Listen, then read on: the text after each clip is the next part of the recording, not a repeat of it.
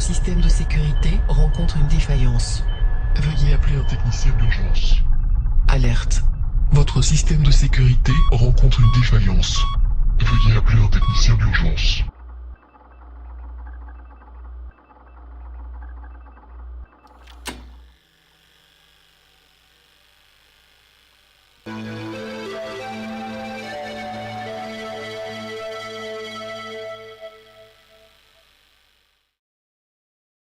SCP-2317, une porte vers un autre monde. Classe, Keter.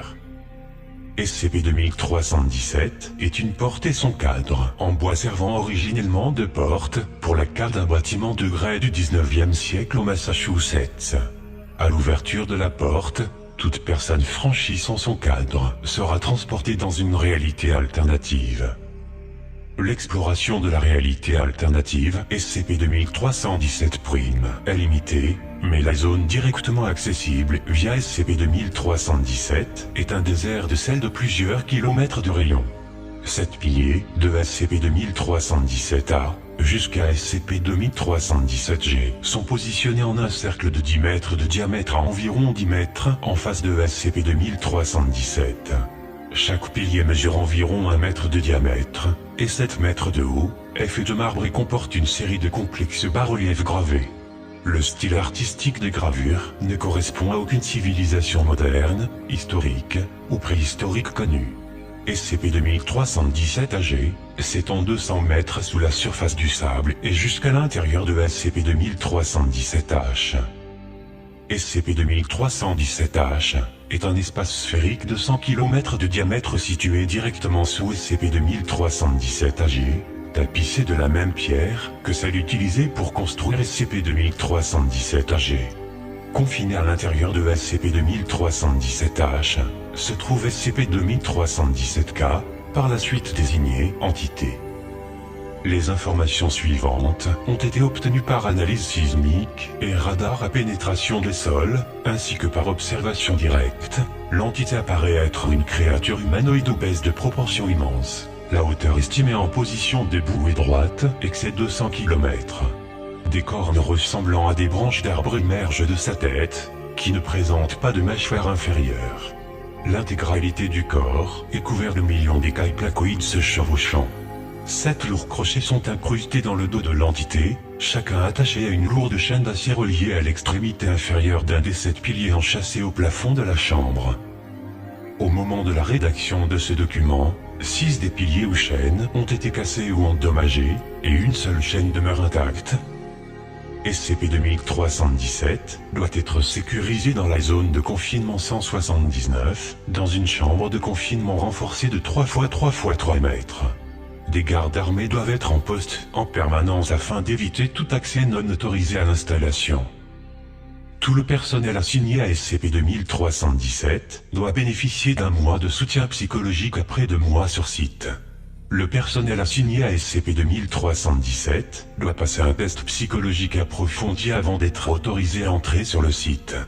Les individus doivent obtenir au moins 72 points à l'examen d'obéissance de 1000 grammes, ne pas être mariés, ne pas avoir de descendance, et n'exprimer pas moins qu'une loyauté totale à la Fondation.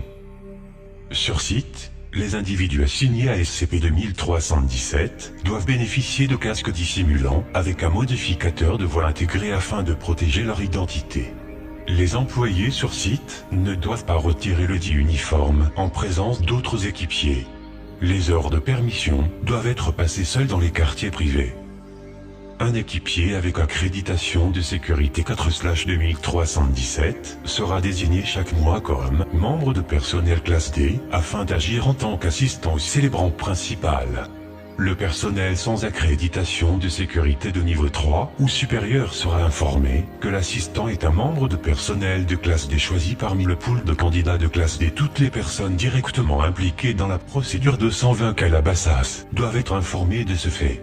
Aucun membre de personnel ne doit être autorisé à aider à la procédure 220 Calabasas sans avoir d'abord été informé des faits que l'assistant n'est, en réalité, pas un membre de personnel de classe D et ne doit pas être éliminé dans l'éventualité où il désobéirait aux ordres directs des gardes.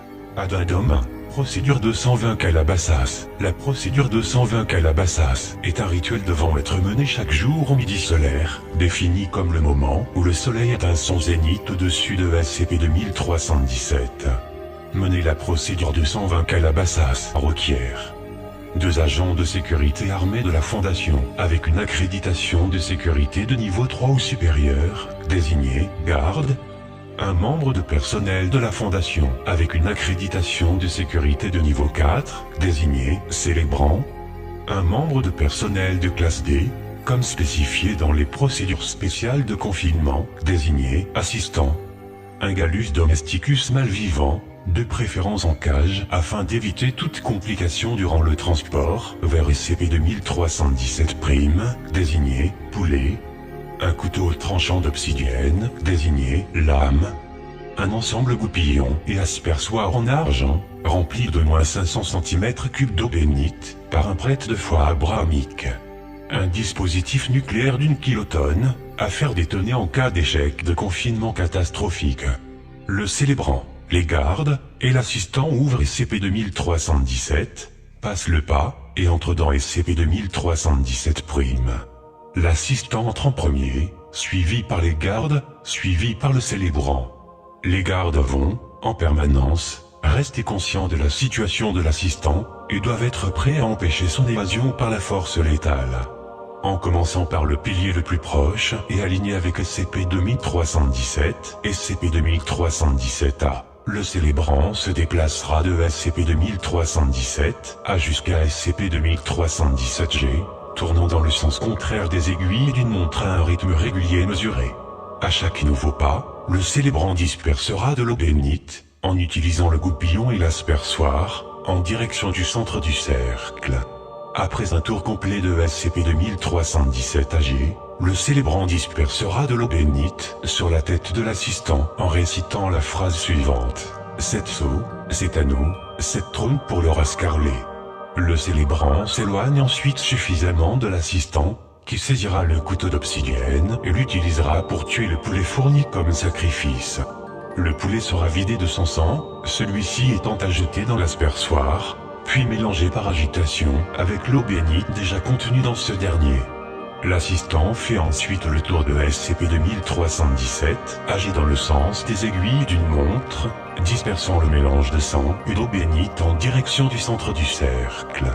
Après un tour complet de SCP-2317-AG, l'assistant marche vers le centre du cercle de pierre et verse le restant de mélange de sang et d'eau sur la plaque décolorée de sel et sable au centre, en récitant la phrase suivante. Du sang pour les anciens dieux, de l'eau pour le nouveau roi. Tous les objets sont rassemblés, le couteau d'obsidienne est récupéré, et tout le personnel retraverse SCP-2317, qui est ensuite close. Un échec à tout moment dans l'exécution correcte de la procédure 220 Calabasas peut résulter dans un scénario du fin du monde de classe XK. Si quelque incident ou échec devait se produire, l'ensemble du personnel devra retraverser immédiatement SCP-2317, en refermant la porte derrière lui. La chambre de confinement sera immédiatement verrouillée, et une urgence de niveau 2 déclarée et rapportée au Conseil 5. Les instructions supplémentaires seront prodiguées au personnel sur site, selon l'ordre d'urgence Zachary, et peut inclure la détonation de la tête nucléaire du site. Addendum 2317-2, historique. SCP-2317 a été découvert pour la première fois en 1922, par... L'objet a ensuite été déplacé vers ce qui était alors nommé zone de confinement provisoire 17. L'objet a été déplacé vers la zone de confinement 179 en 1982, où il se trouve toujours lors de l'écriture de cet article.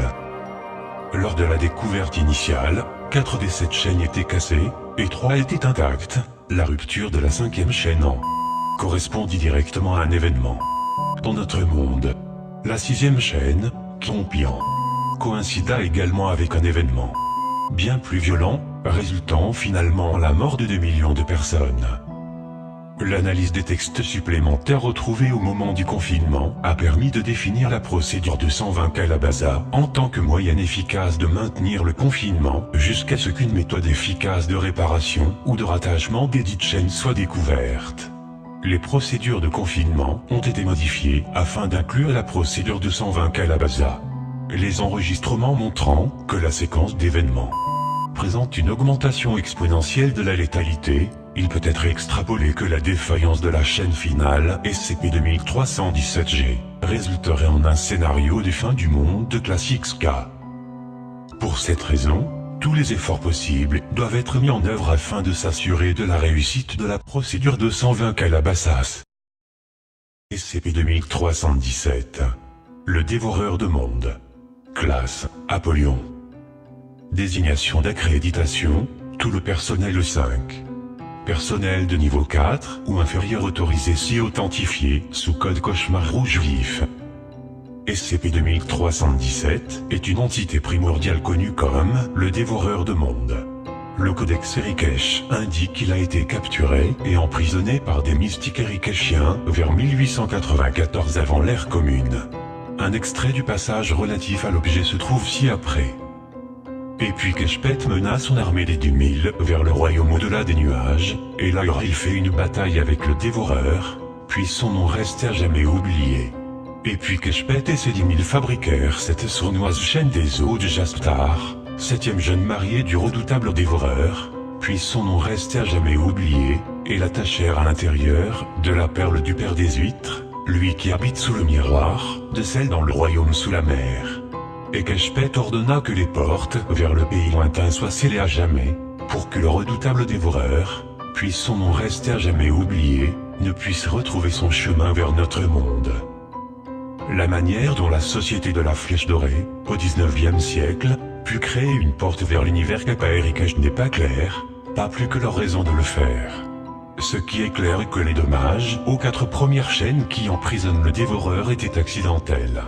Au moment où notre fondateur prit possession de l'objet suite à la dissolution de la société, l'organisation avait plusieurs fois fait faillite en tentant désespérément de réparer les dommages causés. Procédure de confinement spéciale, non pertinent. Au moment de la rédaction de cet article, tout indique que l'échec de confinement final aura lieu à un moment inconnu au cours du prochain siècle, le délai moyen d'échec étant estimé à 30 ans. Tous les efforts pour réparer ou remplacer les chaînes ont échoué. Tous les efforts pour redécouvrir la méthode pour créer ces chaînes se sont révélés improductifs. La recherche est actuellement en cours afin de déterminer un plan de confinement alternatif, mais la possibilité que quoi que ce soit ne puisse empêcher le dévoreur de passer dans notre univers est faible, à plus forte raison si le matériau originellement utilisé pour créer les chaînes, c'est-à-dire les os et tendons d'une autre entité dévoreuse, n'existe plus. La principale menace est le désespoir ou la panique interne. Afin de maintenir le moral, une fausse procédure de confinement, procédure 220 Calabasas, sera créée et mise en œuvre. Cette fausse procédure de confinement s'est vue bénéficier d'une illusion de véracité grâce aux éléments suivants. Incorporer des éléments de rituels magiques courants. Incorporer des éléments de rituels religieux populaires. Incorporer des éléments d'autres organisations occultes connues. Incorporer des éléments d'autres procédures spéciales de confinement connues. Incorporer des références à des entités occultes sans rapport mais similaires. Une sécurité des informations augmentée concernant les éléments de la procédure. L'appel au même institutionnel courant de l'efficacité des missiles thermonucléaires pour détruire les entités paranormales. Bien qu'elle soit totalement inefficace, le but de la procédure 220 Calabasas est de donner l'illusion d'un confinement actif afin d'alléger l'anxiété parmi les équipes jusqu'à ce qu'une solution plus durable soit trouvée. Entre-temps, des préparatifs seront menés afin d'assurer la survie de la race humaine à la suite d'un échec du confinement. Du fait que la plupart des préparatifs recommandés englobent ou sont identiques à des préparatifs déjà engagés en cas de nombreux autres scénarios de classe XK, peu de ressources additionnelles sont requises. Approuvé par le vote unanime du Conseil au simple.